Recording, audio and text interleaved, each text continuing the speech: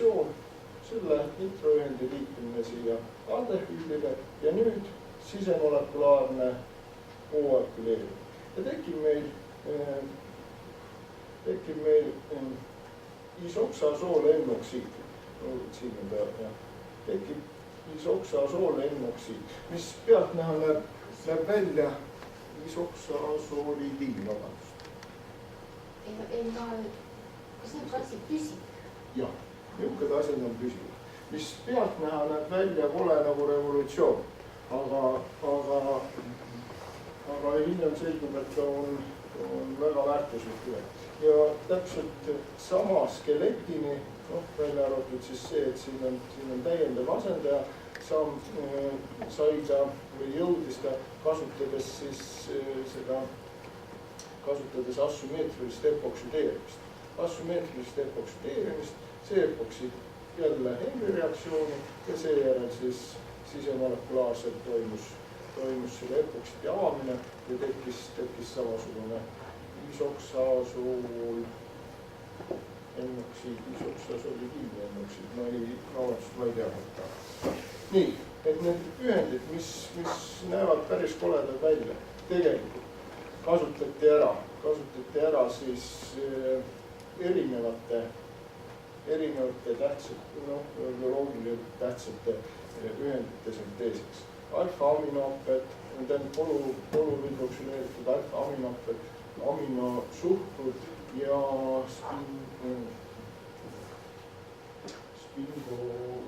sfingosiiniderivaat. Nii et ma tõeliselt nautisin seda keemiat, kuidas me niisugustest lihtsatest lähteühenditest lähtudes jõuame välja niisuguste keeruliste ühenditega. Ja see asi toimus siis organokatalüütikas. Nüüd veel üks märksõna, mis iseloomustab seda organokatalüüsi 2009. aastal minu meelest on masu ehk majanduskriis.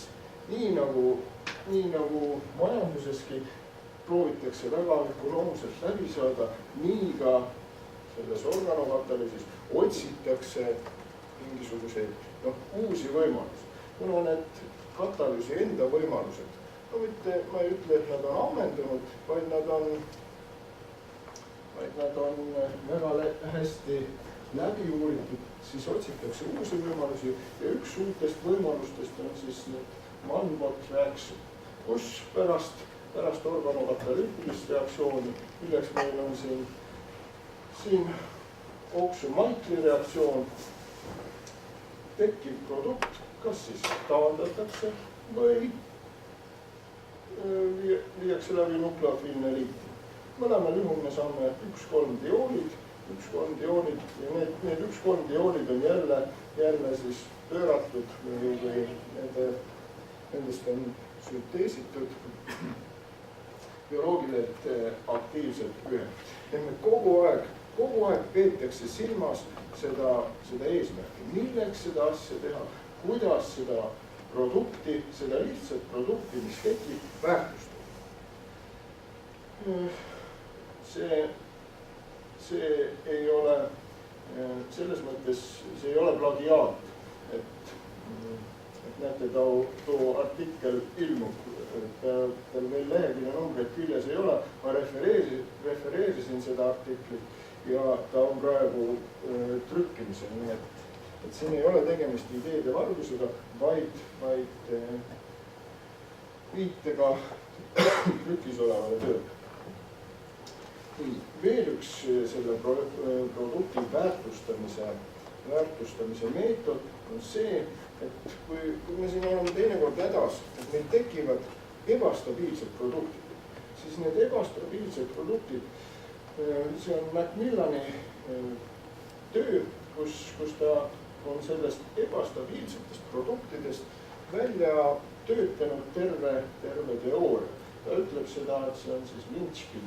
Ma ei tea, kas seda võiks tõlkida kui võtmeisikud, võtmeühendid selles sünteesis, kus need alfa-derivatiseeritud aldehüüdid, mis kipuvad ebastabiilsed olema, mida ka Artur nägi, kui ta tegi oma taluraisu tööd, kuidas nendest aldehüüdidest me võime sünteesida asüülviine, kloroalkohole ja nii edasi. Kõiki neid ühendeid lähtudes sellest aldehüüdist ja tema ebastabiilsest reaktsiooniproduktist.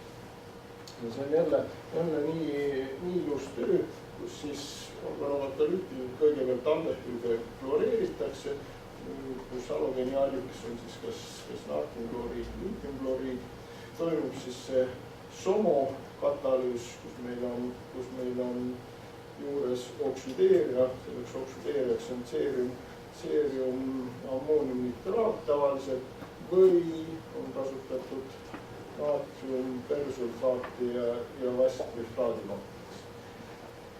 Seejärel, kui meil see alfa-kloroaldehüüd on tekkinud, see taandatakse ja aluselise töötlusega saadakse EPUks. Kõik see toimub ühes reaktsioonipõlves, selleks, et väärtustada seda reaktsioonipõlve. Nüüd veelgi enam, neid reaktsiooniprodukte püütakse sünteesida võimalikult suure väärtusega produkt. Ja üks näide siis on meil selle Tamiflu oseltamiviiri ehk Tamiflu süntees, mis tegelikult on jälle needsamad lihtsad reaktsioonid, kus meil on, ma kohe, mis reaktsioon meil on kõigepealt on meil,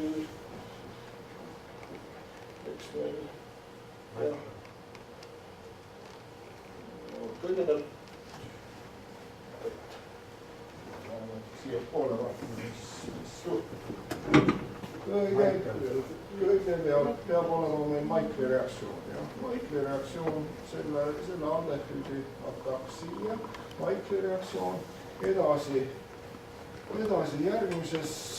järgmisena toimub meil järgmine Maikli reaktsioon, kus siit nitro ühendi või see süsinik, mis on nitrorühmaga seotud, annab selle süsinikuga siis sideme C-Maikli reaktsioon ja edasi toimub siis sisemolekulaarne Littigi reaktsioon, kus meil see üliid reageerib selle aldehüüdiga ja annab meil selle süsinikskeleti, mis hiljem pööratakse siis selleks Tamifluks. Mis see saagis ja ees on taholt? Saagist ja EE-dest ma praegu ei oska sulle öelda, ma lihtsalt ei mäleta seda peast, aga ma arvan, et need on väga kõrged, kes ketki ei mäleta, et selles selles kirjanduse seminaris on meil ka sellistest juurde. Aga arvestades seda, et ta on Langevante kemiisel avaldatud, ma usun, et nad on kõrged. Ja arvestades seda, et see katalüsaator reeglina annab konjugeeritud liitumise väga kõrgeid ei näita selektiivselt. Muidugi siin on küsimus nendes aromaatsetes rühmades, alati ei piisa sellest, kui sul on siin fenüül, seal võivad olla ka erinevad fenüüli derivaadid selleks, et see näita selektiivsus kõrgemaks.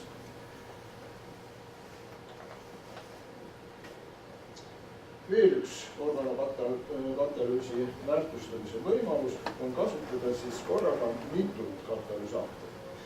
Näiteks organokatalüsaatorit ja metallkatalüsaatorit. Kus meil jälle esimeses etapis Maikli liitumine, see muna on siin jälle seesama difenüül, dimetüülsilüül grupp, steerileet mahukas grupp. Esimeses etapis toimub organokatalüütiline Maikli liitumine ja seejärel toimub meil kuldkatalüüsi. Toimub meil kõigepealt selle aldehüüdi atsetaliseerimine ja siis ta päris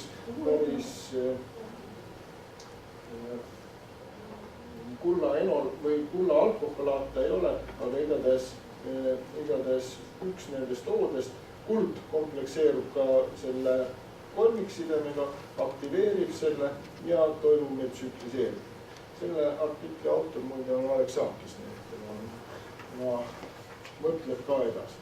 või üks teine näide, kus meil kasutatakse korraga nii metallkatalüüsi, iriidiumkompleks, kiraalne iriidiumkompleks, kus on vajalik selle taandava amineerimise enantioselektiivseks läbiviimiseks, on vajalik nii selles iriidiumkompleksis, selle kiraalse kaunteriooni, kui ka selle happe enda, kiraalse happe kohal.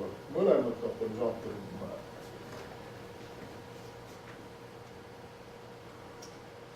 Veel üks näide topeltkatalüüsist või dual catalysist on see, kus meil toimub maikli liitumine siis suktsiinimiidi derivaadil. Maikli liitumine suktsiinimiidi derivaadil. Reaktsioon algab meil sellest, et me tekitame siis sellise estri-enolaadi. Seda estri-enolaati aitab meil tekitada see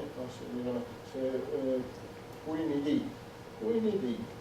Edasi toimub seesama maikli liitumine.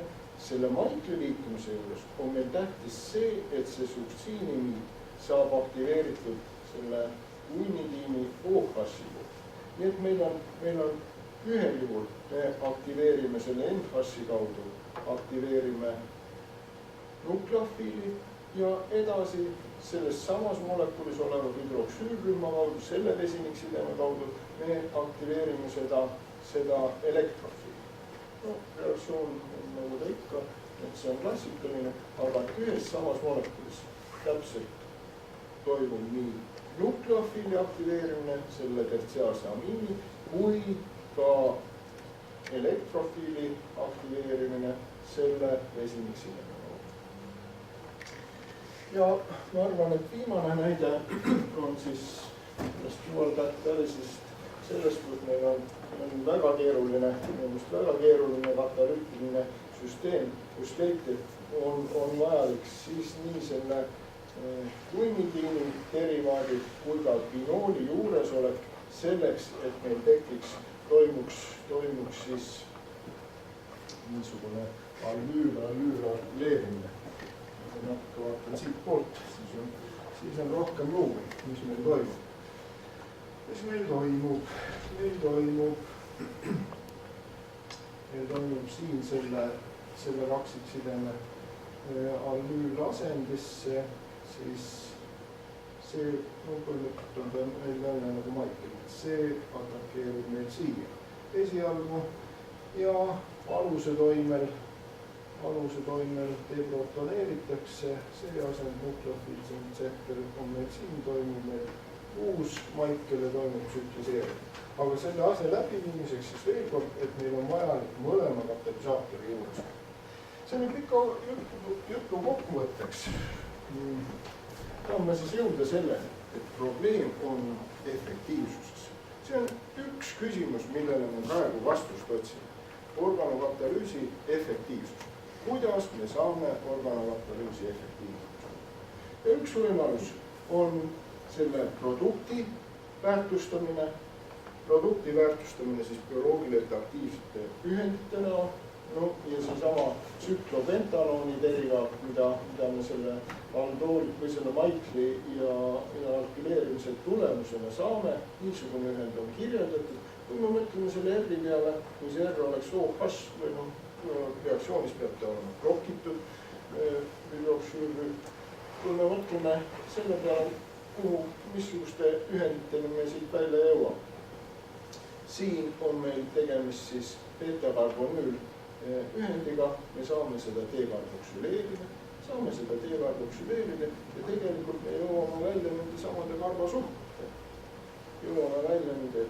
karbasuhkruteni. Loomulikult on siin väga palju igasuguseid blokkimise, deblokkimise probleeme, ka selle aluse lisamise probleemi, aga põhimõtteliselt see sümptom on saavutatav ühes etapis.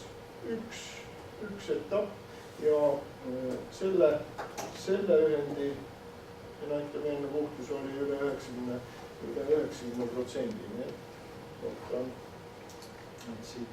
Siit võiks nende karbasuhkruteni ka seda pidi jõuda. Nii, ja teine võimalus siis on selle efektiivsuse tõstmiseks on siis kookatalüüsi kasutamine. Ma tõin 2 näidet välja, mida me oleme teinud. Vaikli reaktsioon piperidiiniga ja Henry reaktsioon piperidiiniga. See on üks ja sama katalüsaator või ühel juhul on ta katalüsaator, teisel juhul on ta kiraalne metall, on meil kasutatav erinevates reaktsioonides.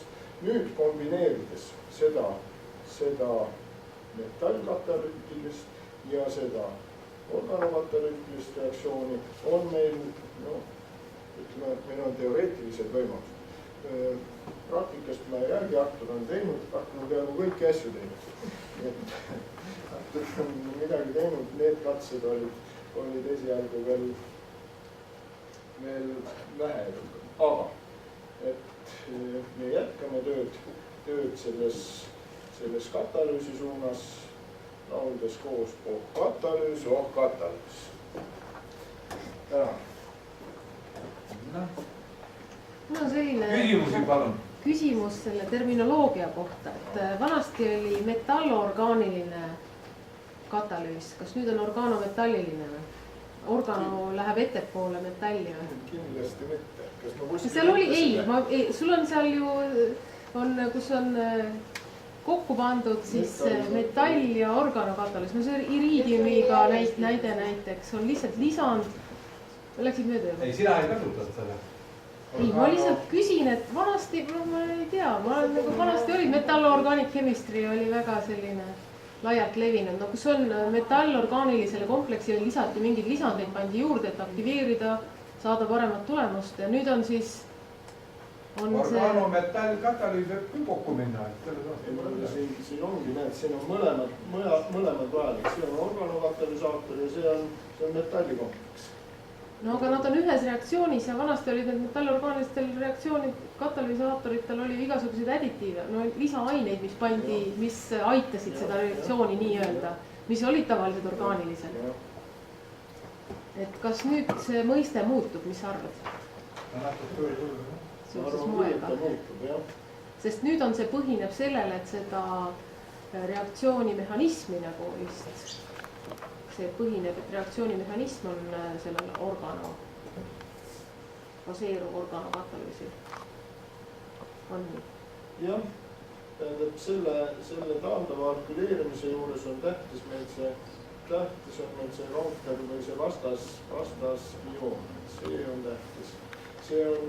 See tuleneb tõesti organokatalüüsist. Nii, palun veel küsimusi ja arvamusi. Aitäh, ma võtan selle ära nüüd. Tähendab, me kuulsime selle esimese poole ära ja selle organokatalüüsi juttu otsast lõpuni ja ma pöördun sinna samas, kus ma alustasin. Ja alustasin ma sellega, et organokatalüüsi töö on jõudnud kuskile üks etapp sellest on tehtud. Üks etapp ja sellega on saavutatud väga kõrge tase, siin on saavutatud väga häid tulemusi ja ma ütlen veel kord, et see töö kõik kokku, mis on tõenäoliselt järgmine aasta üks Eesti teaduspreemia nomineerimine. See töö on valmis ja jumal tänatud, Tõnis esitas ka väga ilusa nägemuse, et sellega see töö ei lõpe otsa. Et töö muidugi ei lõpe küll kunagi, aga mõtestatud nägemise edasi. Nii et mina arvan, et selle peale me teeme vaheaja ja täname kõiki aplausiga, kes siin rääkisid. Jätkame kell 2 või? Jah, aga paneme vahepeal siia sisse puhki.